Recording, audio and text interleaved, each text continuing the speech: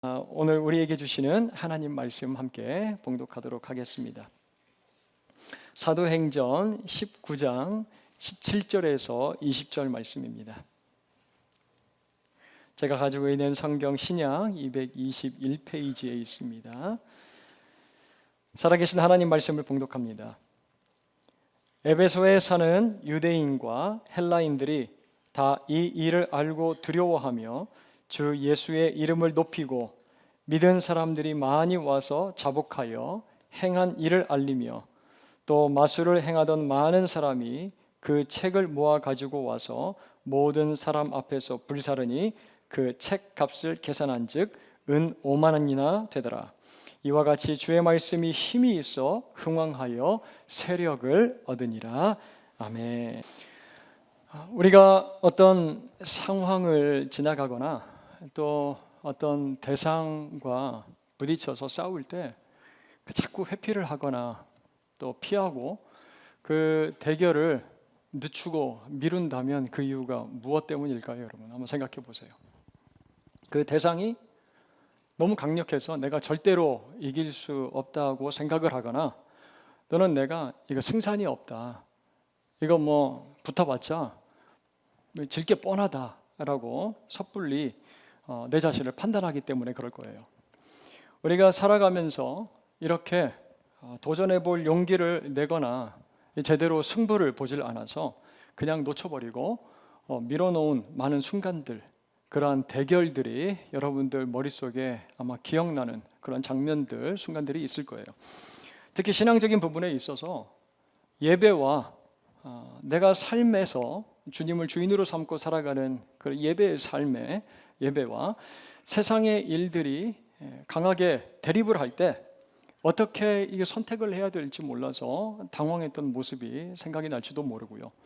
또 하나님의 나라를 위한, 그리고 교회를 위한 시간적이고 또 물질적인 헌신, 희생이 내 개인적인 유익, 그리고 세속적인 가치관과 충돌을 할 때 적당히 타협하고 그리고 또 물러섰던 그러한 나의 모습들이 생각이 날지도 모르겠습니다. 그렇다면 오늘 설교 제목처럼 굉장히 힘들어지는 것이 있는데 그것이 바로 정면 승부예요. 정면 승부하기가 굉장히 부담되고 어려워집니다. 그리스도인으로서 이 세상을 살아가면서 사람들과의 관계나 또 어떤 일들을 결정하는 데 있어서 과감하게 부딪히기도 하고 또 충돌을 하고 싸워야 되는데 적당하게 물타기도 하고 또 회피하기도 하고 정면 승부를 하지 못하는, 스스로 내가 이건 감당할 수 없는 일이야, 메뚜기 컴플렉스에 빠진 것처럼 나는 메뚜기야 거인 앞에서 이렇게 판단하고 회피하거나 후퇴해버릴 때가 있다는 말씀이에요. 우리가 어떤 힘이나 강한 세력 앞에서 정면으로 부딪혀서요 승부를 보려면 분명히 알아야 되는 게 있습니다. 특히 그리스도인으로서 우리가 얼마나 강력한 무기를 가지고 있는지, 그리고 또 내가 누구인지 내 정체에 대해서 잘 알아야 되는 거예요. 알 때라만 가능합니다. 그것을 아는 이들에게서는요 그냥 막연한 여유나 그 근자감이라고 하죠, 근거 없는 자신감이라고 하는데, 그런 것들이 보이는 것이 아니라 묵직한, 견고한 담대함을 그 내면에서, 그의 삶에서 우리가 찾아볼 수가 있는 거예요. 이번 안식월을 마치면서 대학에 딸아이를 이제 홀로 두고 기숙사에 두고 오면서 걱정도 되고요, 마음으로는 내심 이제 서운하기도 하고 많이 그리울 텐데 뭐 이런 생각도 들고, 그래서 제가 이렇게 물어봤습니다. 너 여기서 혼자 잘 지낼 수 있겠어? 여기서 제대로 잘 지낼 수 있겠어? 물어봤더니 저는 걱정 마시고 아빠는 아빠 목회를 열심히 하세요. 참 재밌는 애예요.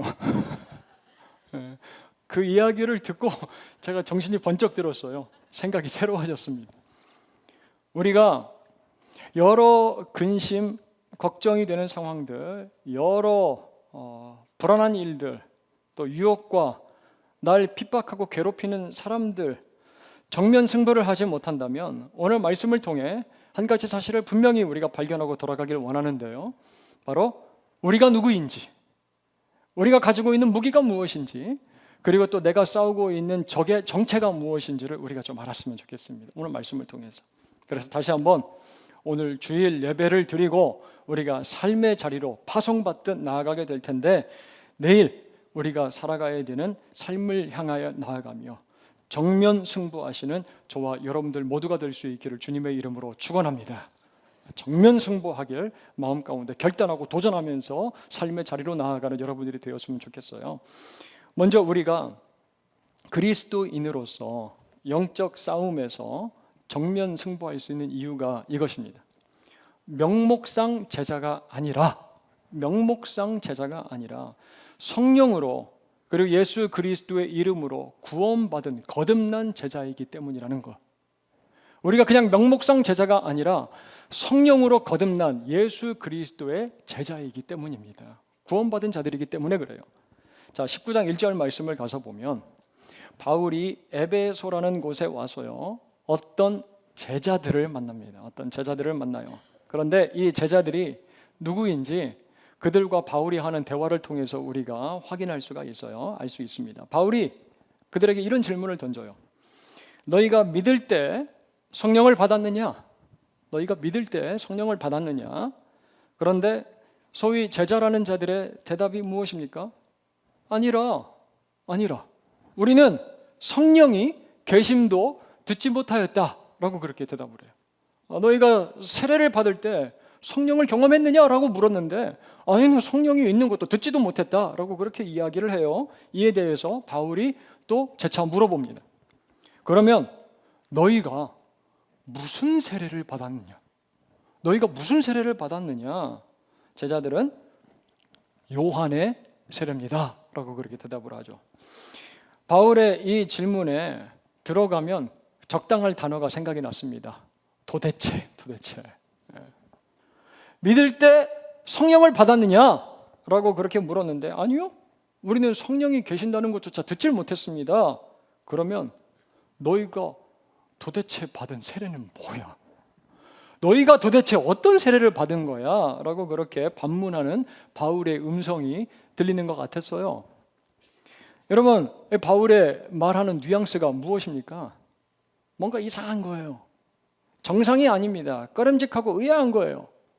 이게 세례를 받았다는데 성령을 못 받았다고? 예수님을 인격적으로 만나질 못했다고? 너희가 아직 진정한 세례를 받지 못했다라는 그런 말씀이에요. 이번 안식월 때 제가 부목사로 사역을 했던 시카고 헤브론 교회에서 집회를 인도를 했습니다.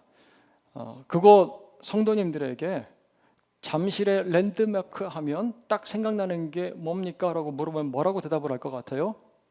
롯데타워라고 할 것 같죠? 이제는 잠실 세안교회예요. 네. 잠실 세안교회라고 하겠죠? 그러니까 너희가 잠실을 갔을 때 세안교회를 가봤는가?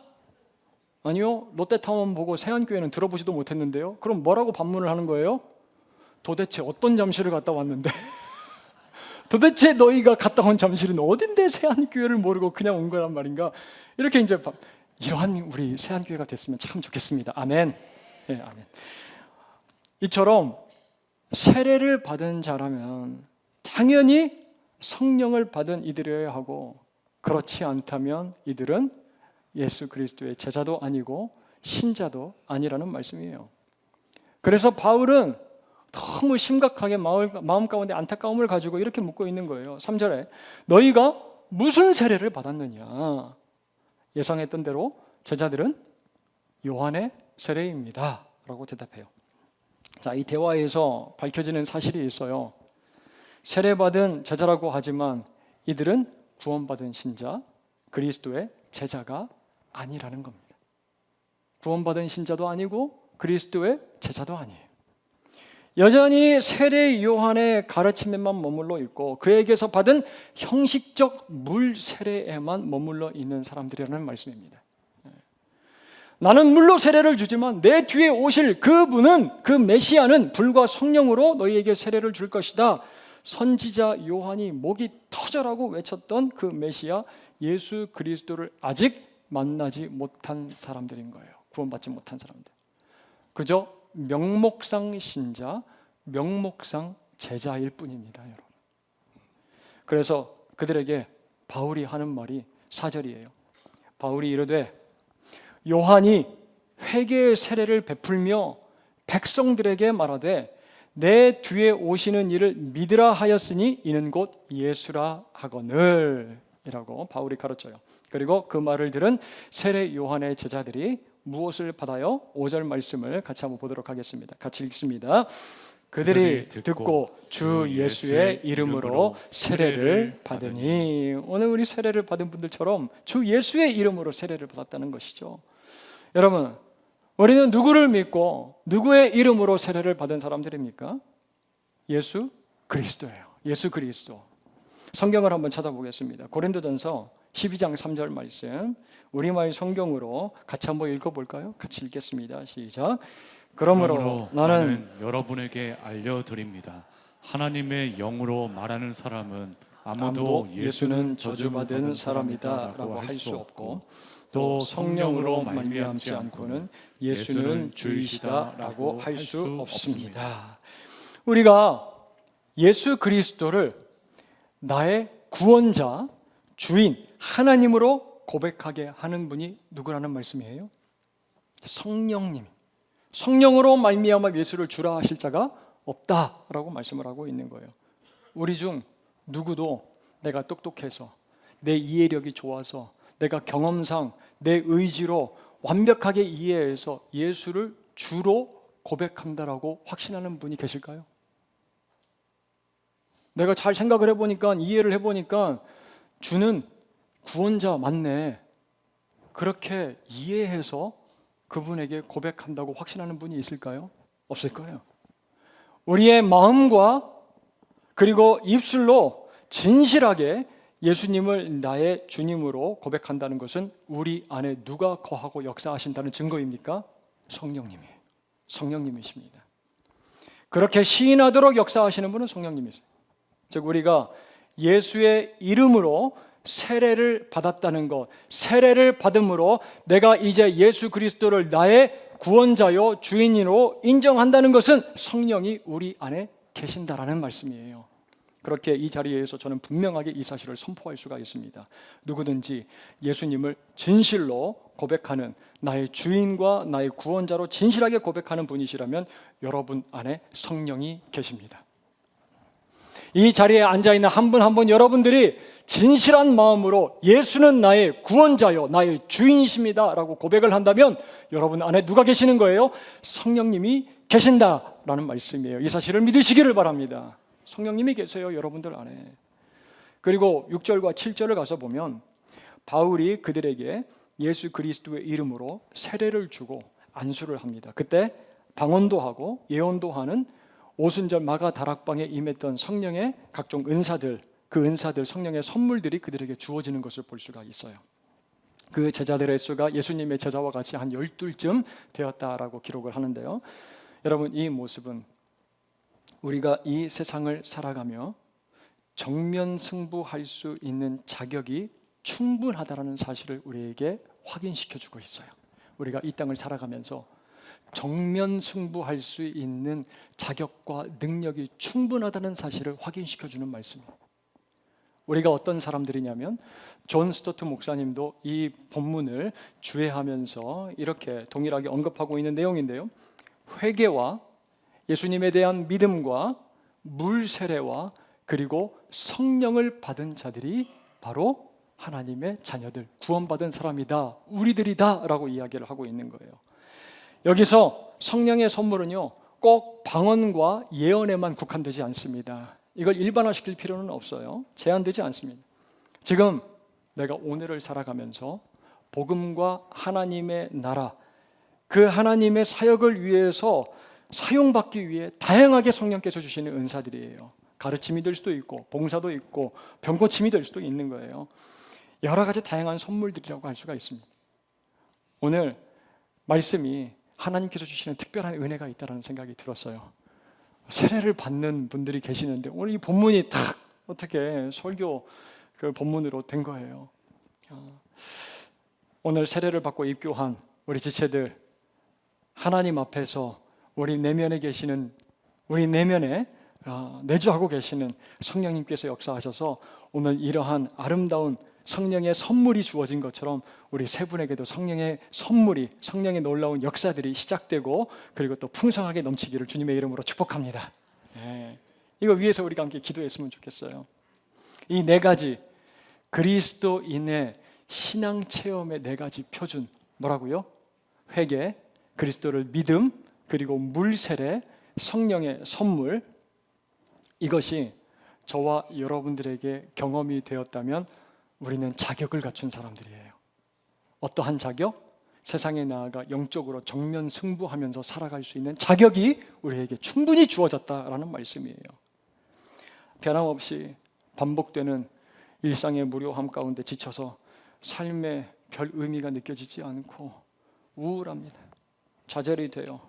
심심할 때가 있어요.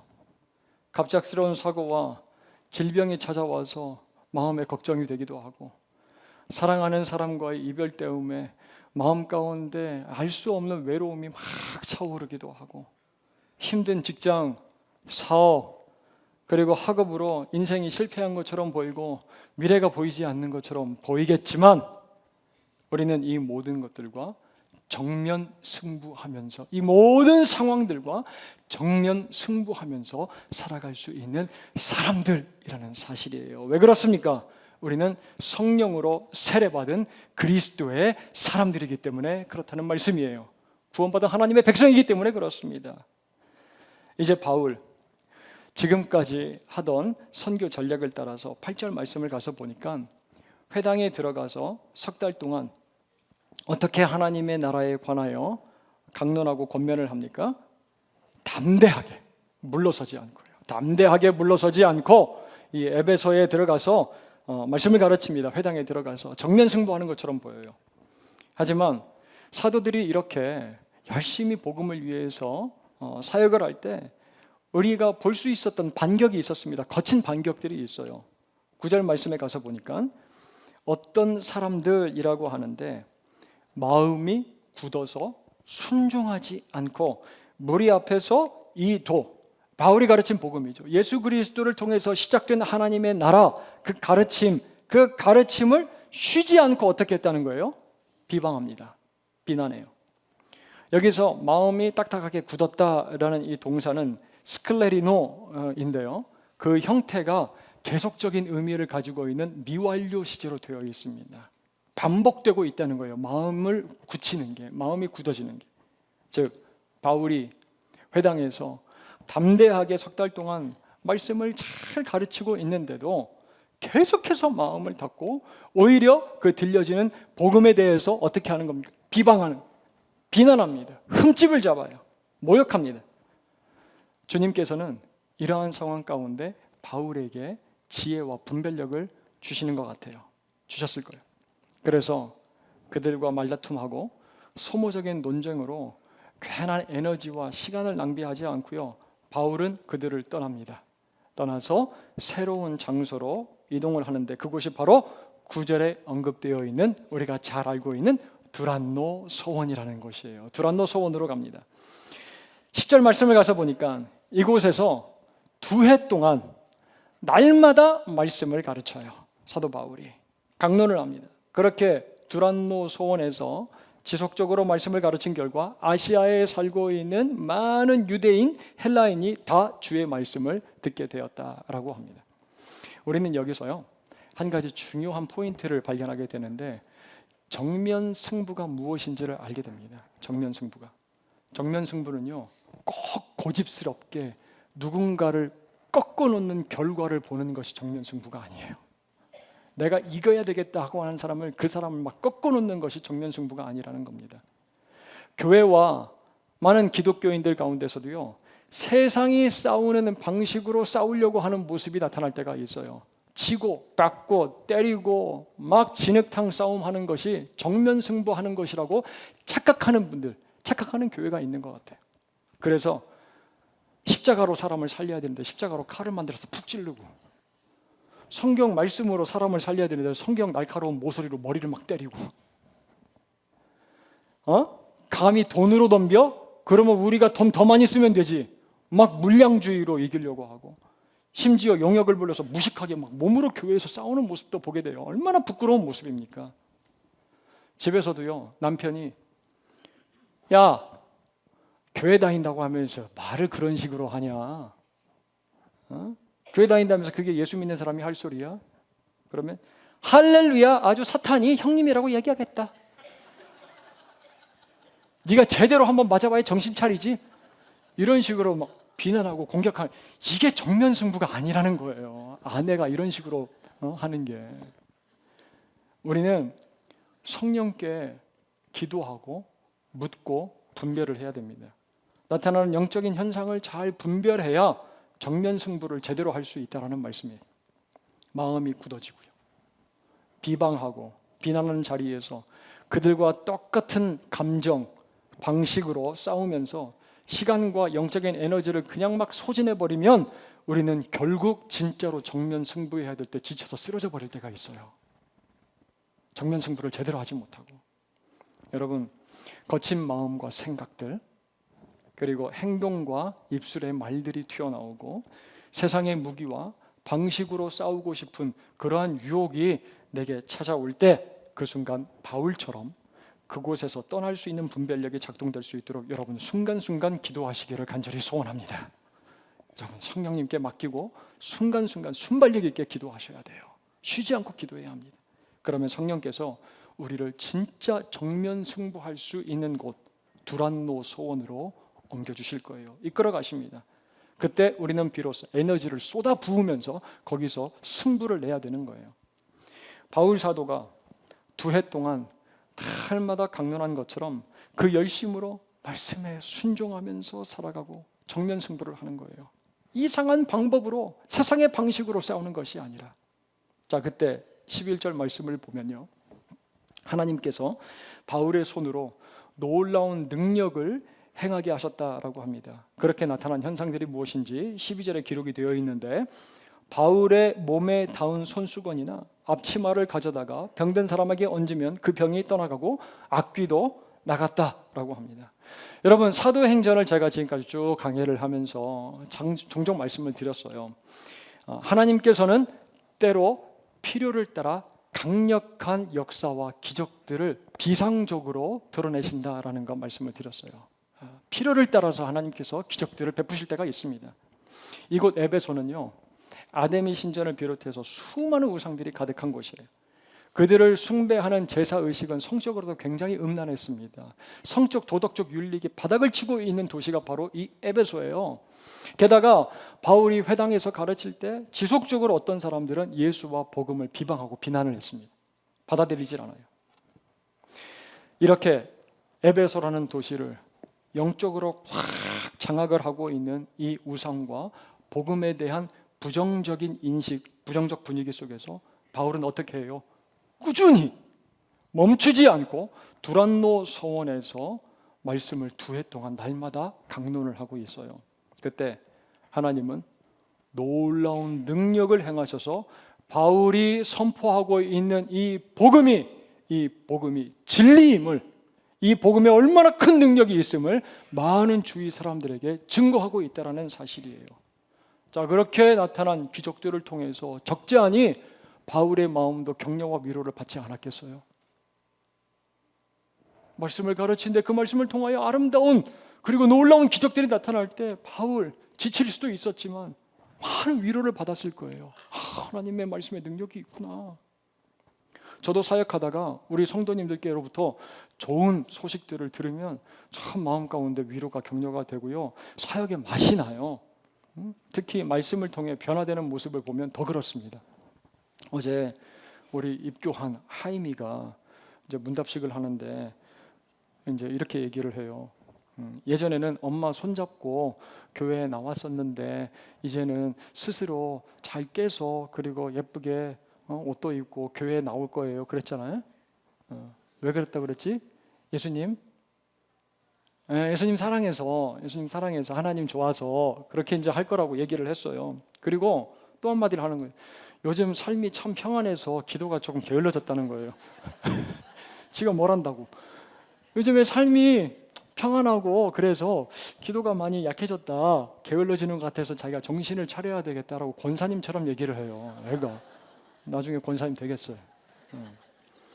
이런 이야기를 들을 때 맛이 나는 거예요. 제가 격려가 되고 위로가 되고 지치지만 내가 이것 때문에 사역을 해야 되는구나 생각이 드는 거죠. 사랑하는 여러분, 우리가 두란노에서 2년이란 시간 매일 말씀을 강론하는 바울처럼 말씀에 순종하면서 묵묵히 살아갈 때, 묵묵히 말씀 붙들고 승부하면서 살아갈 때 지치지 않고 용기 내어 그 정면 승부를 계속할 수 있도록 우리 하나님께서 우리의 손을 통해 놀라운 일을 일으키신다는 사실을 여러분들 기대하시기를 바랍니다.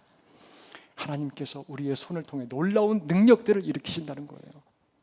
우리가 붙들고 살아가는 말씀이 얼마나 힘이 있고 얼마나 능력이 있는지 드러내셔서 우리를 격려하시고 우리를 위로하실 때가 있다는 말씀이에요.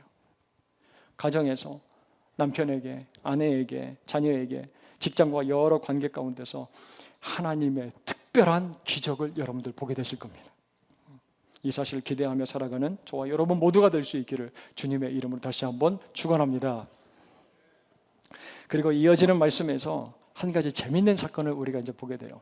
13절을 가서 보니까 바울에게서 여러 능력들이 나타나는 걸 본 사람들, 이렇게 소개를 하고 있어요. 돌아다니며 마술하는 어떤 유대인들, 돌아다니면서 떠돌면서 마술을 하는 어떤 유대인들. 그런데 그들이 시험 삼아서 뭘 합니까? 예수의 이름이 과연 제대로 먹히나 안 먹히나 테스트를 해보는 거예요. 귀신 들린 자를 앞에다 불러다 놓고 내가 바울이 전파하는 예수를 의지하여 너에게 명하노라, 마치 수리수리 마수리 하는 것처럼 주문을 외우는 거죠. 예수의 이름을 함부로 사용해서 마술을 걸어보는 거예요. 또 14절 가서 보니까 유대의 한 제사장 스게와의 7 아들들도 이 일을 행하더니, 이와 비슷한 일을 행했다는 거예요. 마술사들이 한 것처럼 예수의 이름을 빙자해서 악귀를 쫓아내는 영적인 퍼포먼스를 해본 겁니다.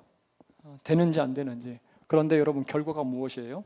15절과 16절에서 확인할 수가 있어요. 악귀 들린 사람이 대답하여 이르되 내가 예수도 알고 바울도 알거니와 너희는 누구냐? 라고 합니다. 저는 이 본문 읽으면서 되게 웃었어요. 내가 예수도 알고 바울도 아는데 너희는 누구냐? 악귀 들린 사람이 그들에게 뛰어올라 눌러 이기니 그들이 상하여 벗은 몸으로 그 집에서 도망하는지라. 너무 민망하지 않아요? 창피합니다. 망신스러워요. 예수 이름으로 제사장의 7 아들, 이게 진짜 제사장의 7 아들인지도 모르겠어요. 그 아들들이 현란하게 어떠한 막 거룩한 쇼를 했을 거예요. 예수의 이름으로 귀신아 떠나가라. 와, 막 장풍도 쏘고 입으로 막 막 이런 소리도 막 냈을 거지. 하지만 악귀 들린 사람의 입에서 뭐가 이렇게 툭 튀어나와요. 어떤 말이 튀어나옵니까? 도대체 넌 뭐야? 넌 뭔데? 내가 예수도 알고 바울도 아는데 너는 무슨 듣보잡이야? 이런 이야기가 튀어나온 겁니다. 얼마나 창피하고 망신스러운 일이에요. 여러분, 우리 그리스도인들이 만약에 세상에서 이런 이야기를 듣는다면 얼마나 부끄러운 일입니까? 우리 그리스도인들이. 그런데 오늘 말씀은 이 세상과 악한 영들조차 우리가 진짜인지 가짜인지, 우리가 진품인지 가품인지를 분별하고 판단할 수 있다라고 이야기를 하고 있는 거예요. 이 세상이 우리를. 그러면 정면 승부는 어림도 없고요, 발가벗은 몸으로 도망치기 바쁜 거예요. 도망칠 수밖에 없어요. 그런데 이 일로 많은 사람들이 무언가를 깨닫게 되었다고 합니다. 진짜를 본 사람들이 무언가를 깨닫게 된 거예요. 우리가 함께 읽은 본문 17절에서 19절 말씀처럼 사람들이 두려워하고 주 예수를 높여요. 이 일을 통해서 예수를 만나고 예수를 높이고 그리고 삶에서 회개를 하는 모습을 우리가 볼 수가 있습니다. 18절 가서 보세요.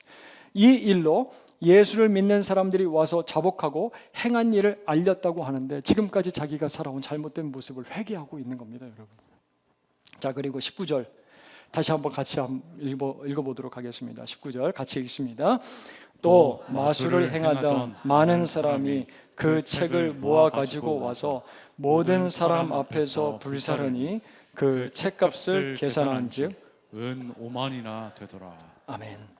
사람들이 그냥 회개만 한 것이 아니라 회개에 합당한 열매, 삶에 합당한 변화들을 보이고 있는 거예요.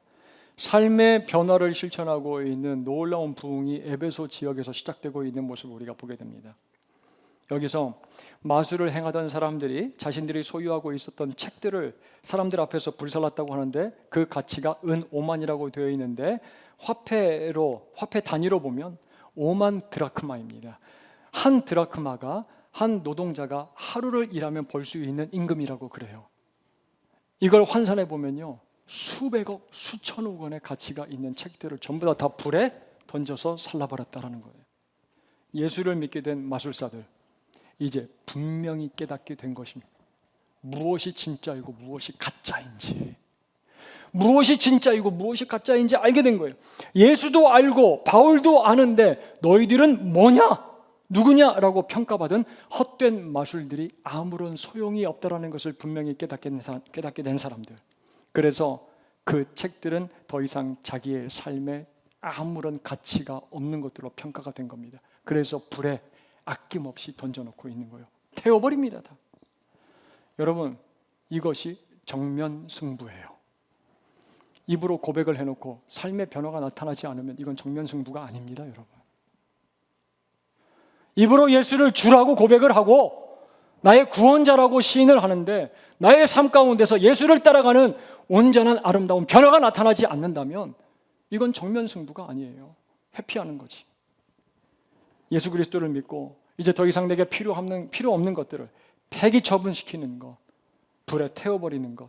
그래서 사도 바울은 이렇게 고백을 하고 있잖아요. 빌립보서 3장 7절에서 8절 말씀 같이 보도록 하겠습니다. 제가 읽겠습니다. 7절은 그러나 무엇이든지 내게 유익하던 것을 내가 그리스도를 위하여 다 해로 여길 뿐더러 8절은 같이 읽습니다. 또한 모든 것을 해로 여김은 내 주 그리스도 예수를 아는 지식이 가장 고상하기 때문이라.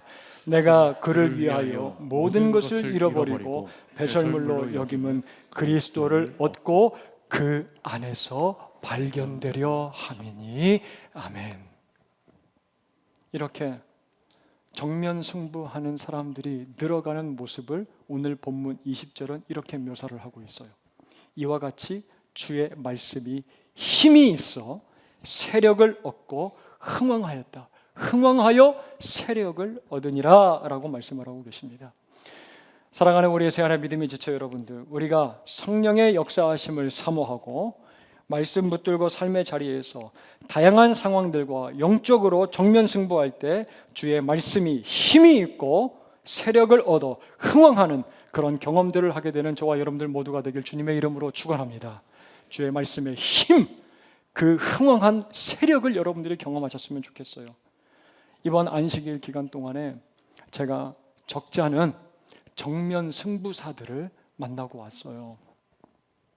그들과 만나는데 얼마나 제가 은혜가 돼야죠. 그중 두 분의 이야기를 여러분들에게 들려드리고 말씀을 마무리하려고 합니다. 제가 시카고 헤브론 교회에서 말씀 집회를 하고요. 성도님들과 오래간만에 만나서 반갑게 교제하고 우리 세안교회 성도님들의 기도에 힘입어서 참 말씀을 은혜롭게 잘 전달을 하고 왔어요. 은혜가 되고 주님께서 참 기뻐하시는 시간이었습니다. 한 권사님께서 꼭 한번 댁에 들려달라는 부탁을 하시는 거예요. 제가 권사님을 예전에 사역할 때 잘 아는 분이었어요. 그래서 늦은 저녁에 찾아가 뵀습니다. 평소에 매일 말씀을 묵상을 하시고 그 말씀에 도전을 받고 주신 힘을 따라서 참 열심히 교회를 위해서 희생하고 봉사하는 분이세요. 기도도 정말 많이 하시는 분이세요. 주님 앞에 늘 무릎 꿇기를 즐겨워하시는 분. 그리고 남편은 성공한 사업가 장로님이세요. 두 자녀도 얼마나 잘 키웠는지 몰라요. 남부러울 것 없는 것처럼 보이는 그분이세요. 참 예쁘시고. 그런데 얼마 전 구강암 판정을 받았어요. 입안에 암이 많이 퍼져 있다는 거예요. 수술을 하셨습니다. 적잖이 많은 부분이 암으로 뒤덮여 있기 때문에 이 턱과 입 안을 많이 떼어냈어요. 그렇게 예쁜 얼굴이었는데 얼굴 표정 짓는데 자유롭지가 않아요. 불편해 보이죠. 말도 예전처럼 똑바로 못하세요. 정확하게 하지 못하고 좀 어눌하게 들려요. 제가 그런 권사님의 모습을 보고 마음이 너무 안타까워서 하나님 어떻게 이런 일이 일어날 수가 있습니까? 그러면서 하나님 우리 권사님 붙드시고 위로해 주시고 격려해 주세요. 그렇게 눈물로써 제가 기도를 했습니다. 기도를 마치고 권사님이 이렇게 저에게 말씀을 하시는 거예요. 목사님, 그런데 저 행복한 거 있죠? 저 행복해요, 목사님. 그렇게 말씀을 하세요. 그러면서 웃으시는데 그 목소리, 그 표정이 그 무엇과도 비교할 수 없는 그 내면의 묵직한 담력, 그 내면의 기쁨, 무엇과도 비교할 수 없는 그러한 내공이 보이는 거예요. 느껴졌어요. 목사님, 제가 매일매일 한 번도 빼놓지 않고 하는 기도가 있는데요, 하시면서 지금까지 헤브론 교회를 쭉 섬겼던 목사님들 수십 명의 이름들을 다 기억해서 줄줄줄줄 이야기를 다 하시는 거예요. 이 목사님들 위해서 제가 다 기도하고 있어요. 그 기도 이름들 가운데 제 이름도 있어요. 막 말씀을 하시는 거예요. 이 이름들을 매일 하나님께 올려드리며 기도할 수 있다는 사실이 얼마나 행복한지 몰라요, 목사님. 그렇게 행복해하는 권사님 보면서 제가 오히려 많이 위로를 받았습니다. 힘을 받았어요.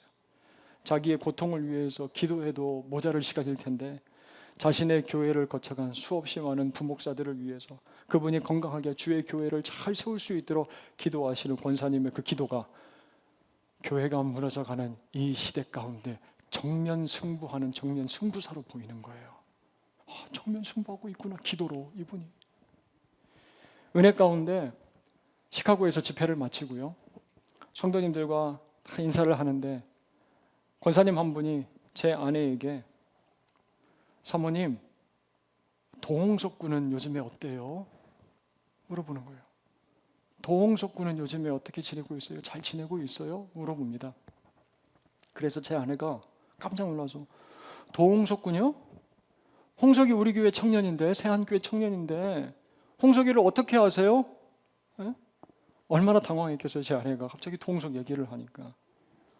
예전 제 설교를 듣다가 알게 된 우리 홍석이를 위해서 매주 금요일마다 이름 부르면서 낫기를 위해서 하나님 앞에 간구하고 있다라고 말씀을 하시는 거예요. 홍석이 괜찮아요? 안부를 물어보세요. 그리고 우리 세한교회 100명의 기도 용사들 어떻게 잘 세워졌어요? 권사님이 물어보시는 거예요. 그렇게 기도의 용사들이 일어나길 기도하고 있습니다 말씀을 하세요. 그 말에 저와 제 아내가 얼마나 큰 감동과 은혜를 받았는지 몰라요. 그리고 더 큰 감동과 은혜가 뭔지 아세요? 이 이야기를 일부 예배 때 했는데 나가면서 홍석이 엄마가 저에게 오늘 홍석이 생일이에요. 저는 알지도 못하고 이거 준비했는데 오늘 홍석이 생일이래요. 지구 반대편에 있는 한 번도 우리가 볼 수 없었던 사람들, 하지만 교회와 성도를 위해서 기도하고 세한교회 기도와 능력이 나타나길, 그리고 환우가 치유되어서 일어나기를 믿고 기도하는 그 권사님의 모습이 정면 승부사처럼 보였습니다. 야, 이렇게 말씀 붙들고 기도하며 정면 승부하는 사람들이 있구나. 오늘 설교 준비를 하면서요, 이렇게 말씀과 기도를 무기 삼아서 정면 승부하는 성령으로 거듭난 제자들, 참 그리스도인들 때문에 주의 말씀이 흥왕하여 세력을 얻는구나라는 생각이 드는 거예요. 여러분, 정면 승부하십시오.